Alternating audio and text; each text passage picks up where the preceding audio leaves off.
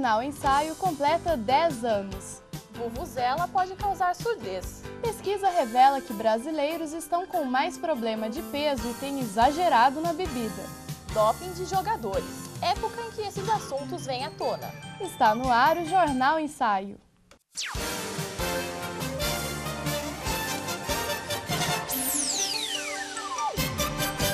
Acompanhe mais uma retrospectiva do Jornal Ensaio de 10 anos atrás.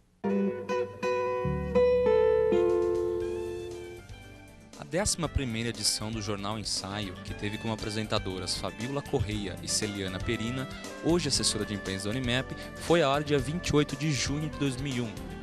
A reportagem de Jairo Silva informou sobre a estiagem naquele ano, quando os reservatórios da bacia dos rios Piracicaba, Capivari e Jundiaí estavam com os níveis abaixo do normal. Ainda naquela edição, Juliana Freitas entrevistou Dona Lázara Barbosa, que tinha completado 100 anos no dia 25 de junho. Os riscos e cuidados para se evitar os acidentes com fogos de artifício nas festas juninas foi o assunto da matéria de Angelina Delfino. A matéria de Lucélia Azevedo apontou que naquele ano, o grupo de dança flamenca do balé de Sara Sansigolo, que já tinha conquistado 2 vezes o primeiro lugar do mapa cultural paulista.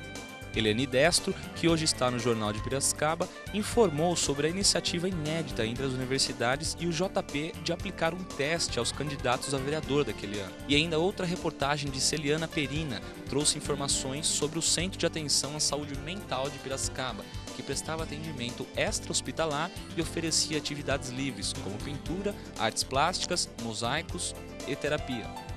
A matéria de Fátima Franco mostrou o Museu da Imigração em Santa Bárbara do Oeste. O visitante podia saber como era a cidade há 180 anos, além dos diversos imigrantes. Informou ainda sobre a história do prédio, patrimônio histórico e construído no século XIX. Uma reportagem de Maria Tereza Martins sobre o projeto Futuro Criança, que desenvolvia solidariedade e cidadania em bairros carentes de Rio das Pedras. Segundo o projeto, as crianças tinham atividades no período em que não estavam na escola. O repórter Júnior Guarda noticiou a violência nas escolas, alunos armados, professores agredidos e acuados como educadores. Também mostrou o trabalho de proteção escolar de Santa Bárbara no combate às drogas e à violência. André Palugan mostrou os bastidores de um telejornal na matéria que encerrou o jornal, abordando desde a captação, edição, roteiro e apresentação.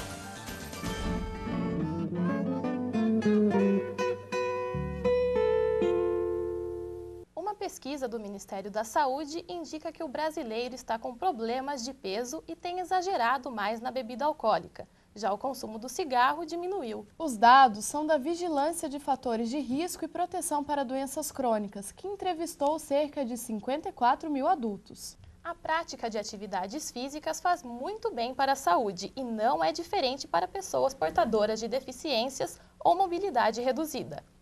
Confira na matéria a seguir. O objetivo de um jogador de futebol é marcar um gol. O de um jogador de basquete é fazer a cesta. O de um nadador é completar o seu percurso em menos tempo.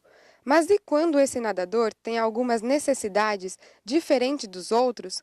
Além de completar o seu percurso, ele tem que superar suas próprias limitações.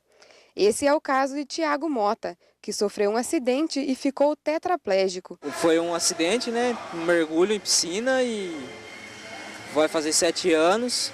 Tô bem, graças a Deus, me ajuda bastante.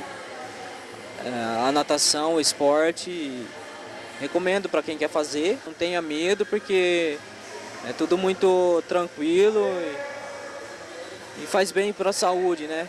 Atividades físicas, nas mais variadas formas, têm muito a oferecer a pessoas com algum tipo de deficiência. Ela promove maior integração social, provocando seu interesse pelo esporte e por tantos outros assuntos. Sofri acidente de moto e eu comecei na natação. Tinha muito espasmo, muita dificuldade de transferência, isso ajudou muito, sabe? Na piscina se relaxa, né? Fica bem relaxado, sai bem relaxado. Abraçar uma atividade física pode transformar o dia a dia de um atleta especial e ainda fazer bem para a saúde física e mental. Aqui nós estamos tratando de deficiência física, né? Para que a pessoa pratique esporte e passe a se superar. Então, a gente vê um cenário, uma vez que eu tenho poliomielite desde 1961, paralisia infantil, né? E, infelizmente, a gente, mesmo hoje, é muito discriminado e isso é muito desagradável. Uma vez deficiente, então, ele não pode parar na vida, a vida não acaba, ele precisa se superar. O que muda nas regras da natação adaptada para a convencional são as largadas, as viradas e chegadas. As provas são variadas e os estilos abrangem os oficiais. Trabalhar com deficiente, primeiro, é maravilhoso, né? Você vê a capacidade que a pessoa tem, apesar das limitações dela. Tem muita gente aí que a pessoa vem de cadeira de rodas aqui, você nem acredita o que ele consegue fazer na água. E o mais legal de tudo é que o desenvolvimento deles é sempre muito mais rápido, não sei explicar porquê, talvez pela força de vontade que eles têm, das limitações dele, é muito mais rápido que qualquer outra pessoa. A nossa vida é feita de escolhas.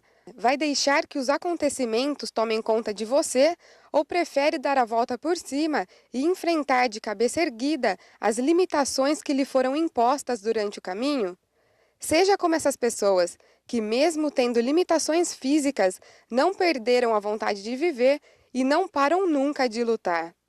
Estudo feito antes da Copa pela Universidade de Pretória mostrou o risco de perda de audição para quem fica exposto ao som das vuvuzelas por muito tempo. Foram examinados 11 voluntários antes e depois de um jogo de futebol na África do Sul, com 30 mil pessoas nas arquibancadas e muitas vuvuzelas. O resultado comprova que todos os voluntários foram expostos a barulhos com mínimo de 100 e máximo de 140 decibéis. E para criar lesão no tímpano do ser humano, são necessários apenas 125 decibéis. Por falar em Copa do Mundo, com ela vem à tona um assunto muito polêmico, o doping de jogadores.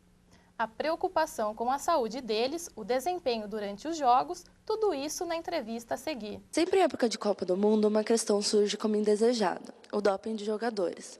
O doping é qualquer substância que ingerida pelo atleta pode causar uma melhora no seu desempenho ou performance numa competição.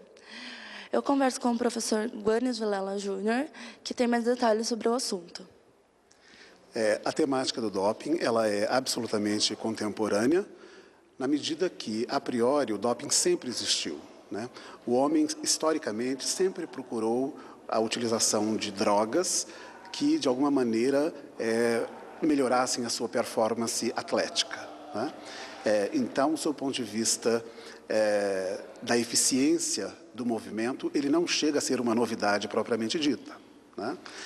Agora, é importante a gente contextualizar a questão do doping, que se existe tamanho consumo dessas substâncias, é porque, de alguma maneira, existe um estímulo a este consumo, né? Existe uma indústria do doping que, muito provavelmente, está sempre um passo à frente da indústria do antidoping, né? E aí a gente fica nessa briga meio de que gato e rato, entre gato e rato, sempre correndo um atrás do outro, né? Mas, de fato, eu acho que é bastante provável que isso seja uma demanda de um mundo onde tudo virou mercadoria, onde a performance se torna mercadoria e o sujeito busca a todo custo maximizar os seus resultados, porque isso é um produto interessante. Para fazer o teste antidoping, o comitê organizador escolhe aleatoriamente atletas que ganharam medalhas ou recordistas. Se ficar comprovado o uso de substâncias proibidas,